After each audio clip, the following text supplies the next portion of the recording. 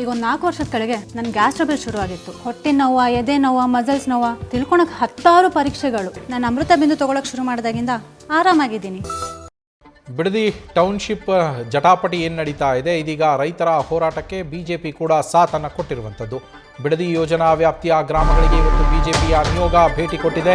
ಕೆಂಪಯ್ಯನಪಾಳ್ಯ, ವಡೇರಹಳ್ಳಿ,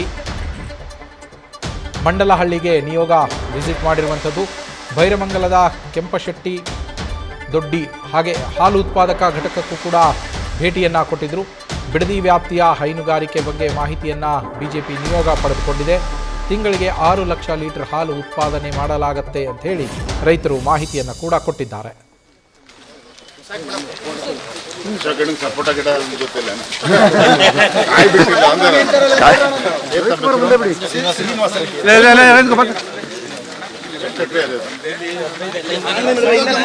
ರೈತರ ಮಾತಾಡ್ಸಿ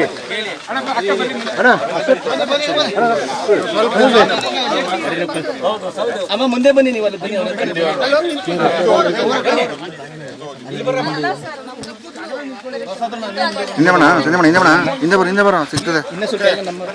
ಸರ್ಕಾರ ಏನೇ ಹೇಳ್ತಾ ಇದೆ, ಈ ಜಮೀನು ಫಲವತ್ತಾದಂತ ಜಮೀನಲ್ಲ. ಇಲ್ಲಿ ಬರಡು ಭೂಮಿ ಅಂತ, ಏನು ಬೆಳೆಯಕ್ಕಾಗಲ್ಲ, ಬರಡು ಭೂಮಿ ಅಂತ. ಇಲ್ಲಿ ನನ್ನ ಎದುರುಗಡೆ ಬೇರೆಯವ್ರು ಯಾರೋ ಬಂದು ಸ್ಟ್ರೈಕ್ ಮಾಡ್ತಾ ಇದ್ದಾರೆ ಅಂತ ನೋಡಿ. ಜಮೀನವರು ಇಲ್ಲೇ ಇದ್ದಾರೆ ನೋಡಿ. ಒಳ್ಳೆ ಸಪೋಟ, ಸುಮಾರು ಒಂದು 30 ವರ್ಷದ ಮೇಲೆ ಆಗಿರ್ಬೇಕು ಸಪೋಟ. ಇದು ಪಾಲಿ ಹೌಸ್ ಇದೆ, ತೆಂಗಿನ ಮರ ಇದೆ. ಇದೆಲ್ಲ ನಮ್ಮ ಕಣ್ಣಿಗೆ ಕಾಣೋ ಅಂತ ಗ್ರೀನರಿ.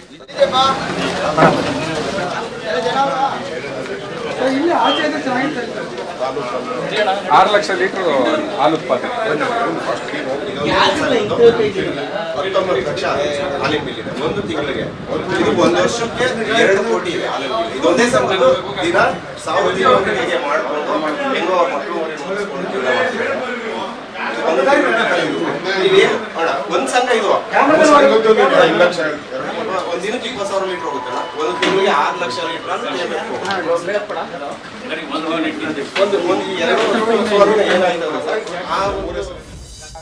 ಒಂದು ಅನ್ನ ಕೊಡ್ತಾ ಇರುವಂತ ಜಮೀನು ಇಲ್ಲ ಅಂದ್ರೆ ನಾಳೆ ರಾಜ್ಯಕ್ಕೆ ಆದಾಯ ಹೆಂಗೆ ಬರ್ತದೆ?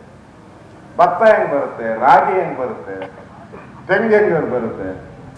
ಅದರಿಂದ ಈ ಮನೆ ಆಳ ಕೆಲಸವನ್ನ ಕಾಂಗ್ರೆಸ್ ಅವರು ಬಿಡಬೇಕು. ಈಗಾಗಲೇ ಎಲ್ಲ ಮುಖ್ಯಮಂತ್ರಿಗಳು ಡ್ರಾಪ್ ಮಾಡಿದ್ದಾರೆ, ಮಾಡೋದು ಬೇಡ ಅಂತ ಹೇಳಿದ್ದಾರೆ. ನೀವು ಮಾಡೋದು ಬೇಡ, ಬಿಟ್ಟುಬಿಡಿ. ನಾನು ಅದೇ ಮೊನ್ನೆನೂ ಹೇಳಿದೆ, ಒಳಿತು ಮಾಡು ಮನುಷ್ಯ ನೀ ಇರೋದು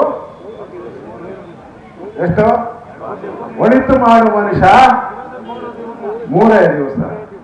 DK ಶಿವಕುಮಾರ್ ಇರೋದು ಇನ್ನು 1.5 ವರ್ಷ. 1.5 ವರ್ಷ ನೀನು ಅಕ್ವೈರ್ ಮಾಡಿ, ಅವ್ರ ಮನೆಗೆ ನೋಟಿಸ್ ಬಂದು, ಅವ್ರು ಕಲ್ಲು ಹೊಡೆದು, ಕಾರ್ ಜಖಂ ಮಾಡಿ, ಕೋರ್ಟ್ ಕೇಸ್ ಹಾಕಿ, ಸ್ಟೇ ತಗೊಂಡು, ಇದೆಲ್ಲ ಆಗೋ ಅಷ್ಟೊತ್ತಿಗೆ ನೀನು ಗುದ್ದಲಿ ಪೂಜೆ ಮಾಡೋ ಅಷ್ಟೊತ್ತಿಗೆ ನೀನು ಟರ್ಮ್ ಮುಗಿದೋಗಿರ್ತೈತೆ. ಬಿಜೆಪಿ ಅಷ್ಟೊತ್ತು ಬಂದ್ಬಿಟ್ಟಿರ್ತೈತೆ ಸರ್ಕಾರ, NDA ಸರ್ಕಾರ ಬಂದ್ಬಿಟ್ಟಿರ್ತದೆ. ಬಿಜೆಪಿ JDS ಸರ್ಕಾರ. ನಾವು ಹೇಳ್ಬಿಟ್ಟಿದ್ದೀವಿ, ನಾವು ಹೇಳಿದ್ದೀವಿ, ನಮ್ಮ ಅಧ್ಯಕ್ಷರು ಹೇಳಿದ್ದಾರೆ, ನಾವು ಈ ಪ್ರಾಜೆಕ್ಟ್ ಅನ್ನ ನಾವಿವತ್ತು ಭರವಸೆ ಕೊಡ್ತಾ ಇದ್ದೀರಿ, ನಾವು ಮಾಡಲ್ಲ. ನಮ್ಮ ಸರ್ಕಾರ ಬಂದಾಗ ಮಾಡಲ್ಲ, ಈ ಪ್ರಾಜೆಕ್ಟ್ ಮಾಡಲ್ಲ ಅಂತದಕ್ಕೇನು ಮಾಡಕ್ ಹೋಗ್ತೀರಾ? ನಿಮ್ಮ ಕೈಲಿ ಗುದ್ಲಿ ಪೂಜೆ ಮಾಡಕ್ಕೋಸ್ಕರ ಮಾಡಬೇಕಾದ್ರೆ ಮಾಡಬೇಡಿ ಅಷ್ಟೇ. ಅದಕ್ಕೆ ನಾನು ರೈತರಿಗೆ ವಿನಂತಿ ಮಾಡ್ತೀನಿ, ನಿಮ್ಮ ಹೋರಾಟಕ್ಕೆ ನಮ್ಮೆಲ್ಲ ಬೆಂಬಲ ಇದೆ. ನಾವೆಲ್ಲರೂ ಕೂಡ ಅದಕ್ಕೆ ಬಂದಿರೋಂಥದ್ದು. ಇದು 3ನೇ ಬಾರಿ ನಾನು ಬರ್ತಾ ಇರೋದು. 3ನೇ ಮೇನ್ ರೋಡ್ದಾಗ ಮಾಡಿದಾಗ ಬಂದೀನಿ. ಫಸ್ಟ್ ನಾನೇ ಬಂದಿದ್ದು ಮೇನ್ ರೋಡಲ್ಲಿ ಮಾಡಿದಾಗ, ರಾಮನಗರದಲ್ಲಿ. ಅದಾದ್ಮೇಲೆ ಇಲ್ಲಿಗೆ ಬಂದಿದ್ದೆ ನಾನು. ಇಲ್ಲೇ ಬಂದು ನಿಮ್ಮ ಜೊತೆ ಕೂತಿದ್ದೀನಿ. ಇದು 3ನೇ ಬಾರಿ. ನಾವೆಲ್ಲರೂ ಕೂಡ ದೊಡ್ಡ ಸಂಖ್ಯೆಯಲ್ಲಿ ನಾವು ಬಂದಿದ್ದೀವಿ. ನಮ್ಮೆಲ್ಲರ ಬೆಂಬಲ ನಿಮ್ಗಿದೆ. ಇಂಥ ಫಲವತ್ತಾದ ಭೂಮಿಯನ್ನು ಹಾಳು ಮಾಡಕ್ಕೆ ಬಿಡೋದು ಬೇಡ ಅನ್ನೋದು ನಮ್ಮ ಉದ್ದೇಶ. ನಾವಿವತ್ತು ಬೈರಮಂಗಲ ಮತ್ತೆ ಕೆಂಪಾರನಹಳ್ಳಿಯಲ್ಲಿ ಹೋದಂತ ಸಂದರ್ಭದಲ್ಲಿ ಶ್ರೀನಿವಾಸ ರೆಡ್ಡಿ ಅವರು, ರಾಮಯ್ಯನವರು, ಭಾರತಿ ಅವರು ಮತ್ತೆಲ್ಲ ನಮ್ಮ ತಾಯಂದರು ಕೂಡ ಭೇಟಿ ಮಾಡಿದ್ರು. ಅವರ ಹೊಲಕ್ಕೆ ಭೇಟಿಯನ್ನು ಕೊಟ್ಟಾಗ 40-50 ವರ್ಷಗಳಿಂದ ಶ್ರೀನಿವಾಸ ರೆಡ್ಡಿ ಅವರಲ್ಲಿ ತೆಂಗು ಬೆಳೀತಾ ಇದ್ದಾರೆ, ಅಡಿಕೆ ಬೆಳೀತಾ ಇದ್ದಾರೆ, ರೇಷ್ಮೆಗಾರಿಕೆಯನ್ನು ಮಾಡ್ತಾ ಇದ್ದಾರೆ. ಅಕ್ಕಪಕ್ಕದ ರೈತರು ಕೂಡ ಬಂದರು. ಹೇಳಿರ್ತಕ್ಕಂಥ ಮಾತನ್ನು ಪತ್ರಿಕಾ ಮಾಧ್ಯಮ ಸ್ನೇಹಿತರು ಗಮನಿಸಬೇಕು. ರಾತ್ರೋರಾತ್ರಿ ಬಂದು ಕೆಲವು ಗುಂಡಾಗಳು ನಮ್ಮ ಮನೆಗಳಿಗೆ ಕಳಿಸಿ ನಮಗೆ ಬೆದರಿಕೆ ಹಾಕುವಂತ ಕೆಲಸವನ್ನು ಕೂಡ ಮಾಡ್ತಾ ಇದ್ದಾರೆ. ಗುಂಡಾಗಳ ಮುಖೇನ ರೈತರನ್ನ ಒತ್ತಾಯಪೂರ್ವಕವಾಗಿ ಜಮೀನನ್ನ ಬಿಟ್ಟುಕೊಡಬೇಕು, ಆ ರೀತಿ ಒತ್ತಾಯವನ್ನು ಕೂಡ ಮಾಡಿಸ್ತಾ ಇದ್ದಾರೆ ಅನ್ನೋ ಮಾತನ್ನು ಕೂಡ ರೈತರು ಹೇಳಿದ್ದಾರೆ.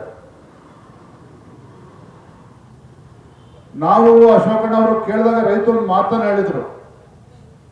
ಏನಪ್ಪ ಅಂದ್ರೆ ರೈತರು ನೀವು ಜಮೀನು ಬಿಡ್ಕೊಡ್ತೀರಾ ಅಂತ ಹೇಳಿದಾಗ ರೈತರು ಆಡಿದಂತ ಮಾತೇನಪ್ಪ ಅಂತ ಹೇಳಿದ್ರೆ, ನಮ್ಮ ಪ್ರಾಣವನ್ನ ಬೇಕಾದ್ರೆ ಬಿಡ್ಕೊಡ್ತೇವೆ, ಆದ್ರೆ ನಮ್ಮ ಜಮೀನನ್ನ ಬಿಡ್ಕೊಡಲ್ಲ ಅನ್ನೋ ಮಾತನ್ನು ಕೂಡ ರೈತರು ಹೇಳಿರುವಂತದ್ದು. ನಾನು ರಾಜ್ಯದ ಮುಖ್ಯಮಂತ್ರಿ ಕೇಳೋದಕ್ಕೆ ಇಚ್ಛೆ ಪಡ್ತೇನೆ ಮಾಧ್ಯಮ ಸ್ನೇಹಿತರ ಮೂಲಕ.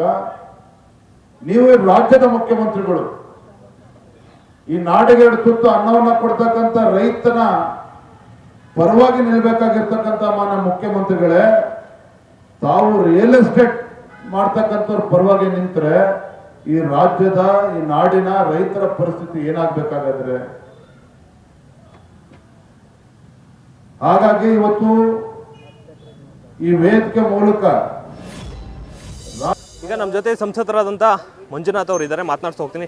ಸರ್, ಈ ಬಿಡದಿ ಟೌನ್ಶಿಪ್ಪನ್ನು ಮಾಡಲಿಕ್ಕೆ ಕಾಂಗ್ರೆಸ್ಸು ಕಟ್ಟು ಬಿದ್ದಿದೆಯಾ ಅಂತ? ಅಂದರೆ ಇದನ್ನು ಪ್ರತಿಷ್ಠೆಯಾಗಿ ಕಾಂಗ್ರೆಸ್ ಸರ್ಕಾರ ಇದನ್ನು ತೆಗೆದುಕೋಬಾರ್ದು. ಇದು ವಸ್ತುಸ್ಥಿತಿಯನ್ನು ನೋಡಬೇಕು.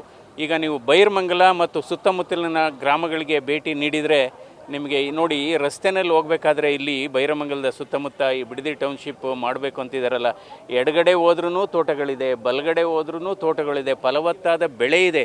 ಇದು ತೆಂಗು ಇದೆ, ಇದರಲ್ಲಿ ಬಾಳೆ ಇದೆ, ಅಡಿಕೆ ಇದೆ, ಸಿರಿಕಲ್ಚರ್ ರೇಷ್ಮೆ ಇದೆ, ಹೈನುಗಾರಿಕೆ ಇದೆ. ಅದರಿಂದ ಇದನ್ನು ನಿಜವಾಗ್ಲೂ ಇದು ನೋಡಿದರೆ ಒಂದು ರೈತರ ಪಾಲಿಗೆ ಈ ಜಮೀನು ಏನಿದೆ ಇದು ಚಿನ್ನ ಅಂತಲೇ ಹೇಳಬೇಕಾಗುತ್ತೆ, ಅಥವಾ ಅಕ್ಷಯ ಪಾತ್ರೆ ಅಂತ ಹೇಳಬೇಕಾಗುತ್ತೆ. ಇದು ಬರಡು ಭೂಮಿಯಲ್ಲ. ಸುಮಾರು 95% ನಾವು ಅಂದ್ಕೊಂಡಿದ್ದು 80% ರೈತರು ಮಾತ್ರ ವಿರೋಧ ಇದೆ ಅಂದ್ಕೊಂಡ್ವಿ. ಇಲ್ಲಿ ಸ್ಥಳೀಯವಾಗಿ ನಾವು ರೈತರ ಜೊತೆ ನಾವು ಚರ್ಚೆ ಮಾಡಿದಂಥ ಸಂದರ್ಭದಲ್ಲಿ 95% ರೈತರು ಇದನ್ನು ವಿರೋಧ ಮಾಡ್ತಾ ಇದ್ದಾರೆ. ಇನ್ನೊಂದು ತಪ್ಪು ಸಂದೇಶ ಹೋಗ್ತಾ ಇತ್ತು, ಇಲ್ಲ ಸಣ್ಣ ಹಿಡುವಳಿದಾರರು 1/2 ಎಕರೆ 1 ಎಕರೆ 2 ಎಕರೆ ಇರತಕ್ಕಂಥ ರೈತರು ಮಾತ್ರ ವಿರೋಧ ಮಾಡ್ತಾ ಇದ್ದಾರೆ. ದೊಡ್ಡ ಹಿಡುವಳಿದಾರರು 10 ಎಕರೆ 15 ಎಕರೆ 20 ಎಕರೆ ಇರೋರು ಯಾರೂ ವಿರೋಧ ಮಾಡ್ತಾ ಇಲ್ಲ.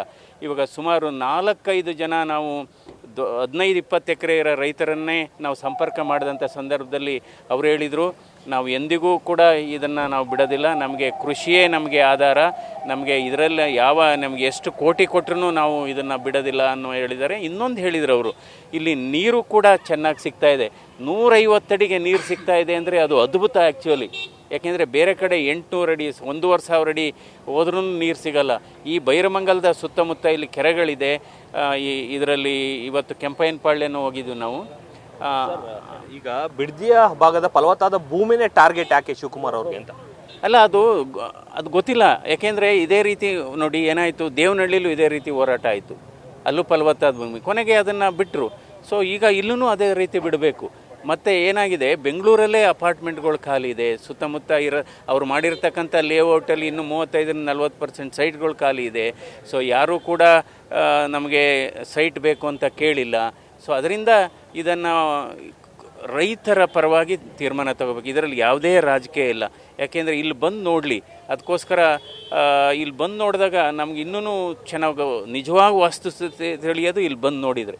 ಸರ್, ನೀವು ಈ ಥರ ಹೇಳ್ತೀರಿ, ಆದರೆ ಕಾಂಗ್ರೆಸ್ನವ್ರು ಹೇಳ್ತಾರೆ ಇವರೆಲ್ಲ ಬರ್ತಿರೋದು ಬರೀ ರಾಜಕೀಯಕ್ಕಾಗಿ, ರೈತರನ್ನು ಅವರು ಕೂಡ ಬಳಸ್ಕೊತಿದ್ದಾರೆ ಅನ್ನೋ ಒಂದು ಮಾತು ಹೇಳ್ತಾರೆ. ಇಲ್ಲ, ರಾಜಕೀಯ ಮಾಡೋದೇ ಇಲ್ಲ ಇದರಲ್ಲಿ. ಇವನ್ ನಾವು ಬಹುಶಃ ಇದು ರೂಲಿಂಗ್ ಇದ್ದಿದ್ರೂ ನಮ್ಮ ಅಭಿಪ್ರಾಯ ಇದೆ, ನಾವೇನಾದರೂ ಅಕಸ್ಮಾತ್ ರೂಲಿಂಗ್ ಇದ್ದಿದ್ರೂ ಕೂಡ ನಮ್ಮ ಅಭಿಪ್ರಾಯ ಇದನ್ನು ವಿರೋಧ ಮಾಡ್ತಿದ್ದೆ ನಮ್ಮ ಅಭಿಪ್ರಾಯ. ಸರ್, ಈಗ ಬಾಲಕೃಷ್ಣ ಅವರು ಕೂಡ ಒಂದು ಮಾತು ಹೇಳಿದ್ದಾರೆ, ಮುಂದಿನ ದಿನಗಳಲ್ಲಿ 2028ಕ್ಕೆ ಏನಾದ್ರು NDA ಪಕ್ಷ ಏನಾದ್ರು ಬಂತಂದರೆ ಈಗ 2.5 ವರ್ಷ ಅವರು ಹೋರಾಟವನ್ನು ಮಾಡಿ ಮುಂದಕ್ಕೆ ಹಾಕತ್ತಾರೆ, ಮತ್ತೆ ಇದೇ ಬಿಡದಿ ಟೌನ್ಶಿಪ್ಪನ್ನು BJP ಅವರೇ ಮಾಡ್ತಾರೆ.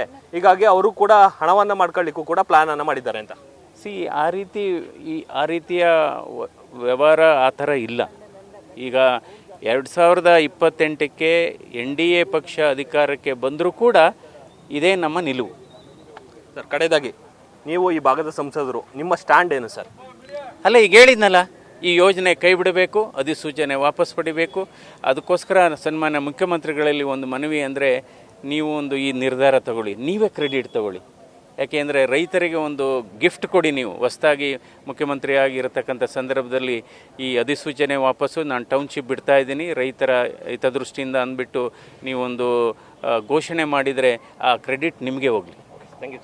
ಇದಿಷ್ಟು ಸಂಸದರಾದಂಥ ಮಂಜುನಾಥ್ ಅವರ ಮಾತಾಗಿರ್ತಕ್ಕಂಥದ್ದು. ಕ್ಯಾಮ್ರಾಮನ್ ಹರ್ಷಿತ್ ಜೊತೆ Mohan, news first, Bidadi. News first ನಿರ್ಭೀತಿಯಿಂದ ನಿಮ್ಮ ಪರವಾಗಿ.